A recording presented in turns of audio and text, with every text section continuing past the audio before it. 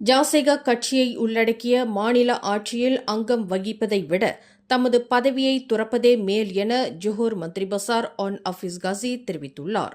இஸ்கண்டார் புத்திரியில் இன்று நடைபெற்ற Barisan national தேர்தல் இயந்திர துவக்க விழா நிகழ்ச்சியில் உரையாற்றிய அவர், பாரிசான் நேஷனலுக்கு வாக்களிப்பது ஜாசேகாவுக்கு ஆதரவளிப்பதற்கு சமம் என்ற குற்றச்சாட்டை மறுத்து அதை அவதூறு என்று விவரித்தார்.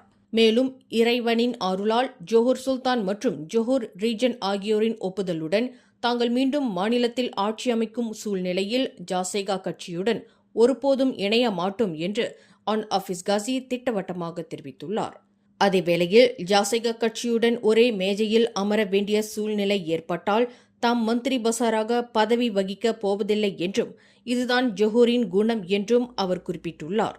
வரவிருக்கும் ஜோஹர் மாநில தேர்தலில் 56 தொகுதிகளிலும் போட்டியிடுவதை பாரிசான் நேஷனல் உறுதிப்படுத்தியுள்ளது.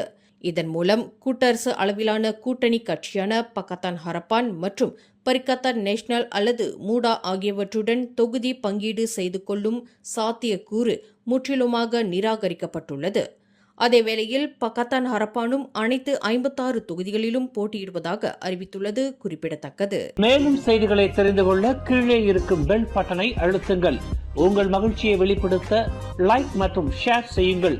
தொடர்ந்து திசைகளோடு இணைந்திருக்க சப்ஸ்கிரைப் செய்யுங்கள்.